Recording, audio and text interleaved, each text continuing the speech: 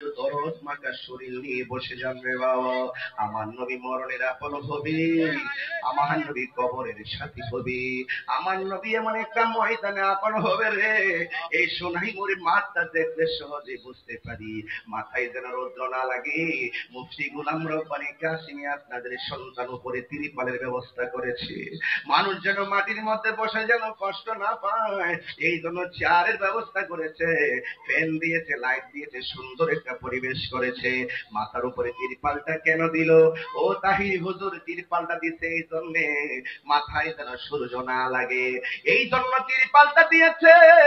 অথচ একটা বার যদি চিন্তা করেন, মানুষ কবরে যাওয়ার পরে 1 বছর বুঝি না, 100 বছর বুঝি না, একদিন কবর থেকে মানুষ উঠে একটা ময়দানে একত্রিত হবে।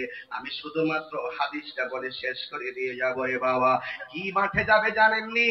আমার নবী কয় ইহশারুন নাস ইয়াউমাল কিয়ামাতি আলা আবদিন, ইহশারুন নাস, মানুষকে একত্রিত করা হবে। কোথায় একত্রিত করা হবে?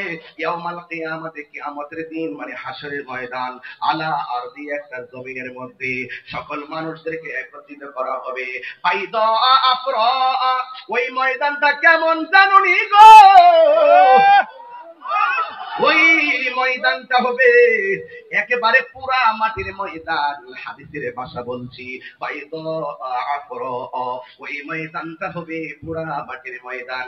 কাকুরসাতিন নাকি, এই ময়দানটা এমন ময়দান, সোনাইমুড়ি তাকায় দেখেন রাস্তায় রাস্তায় গাছ আছে না নাই? আরো বড় করে আছে না নাই? এই গাছ কেন লাগায়? অক্সিজেন সরবরাহের জন্য। গাছ লাগায় ছায়ার জন্য, উপকৃত হওয়ার জন্য। কিন্তু হাদিস শরীফের মধ্যে দেখলাম কাকুরসাতিন নাকি, ওই ময়দানটা পুরা মাটির ময়দানে, সেই ময়দানে কোনো গাছ থাকবে না। লাইসা ফিহা আলামুন লি আহাদিন, সেখানে এমপি বুঝি না, মন্ত্রী বুঝি না, ওসি বুঝি না, ডিসি বুঝি না, বক্তা বুঝি না, পিসা বুঝি না, এমন কোন মানুষ নাই গো। সবার জন্য মাঠটা সমান হবে, সবাই মাঠের মধ্যে যেতে হবে।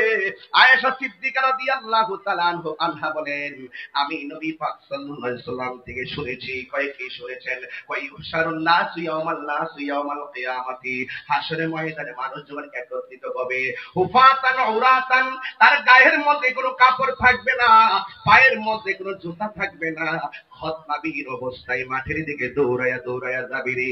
কেমন একটা মাঠ হবে, মানুষ উলঙ্গ অবস্থা সেই ময়দানে একত্রিত হবে। আয়েশা সিদ্দিকা বলেন, কুলতু, আমি বললাম, ইয়া রাসূলুল্লাহ, নবী গো। 3 বার কোন ইয়া রাসূলুল্লাহ, ইয়া রাসূলুল্লাহ।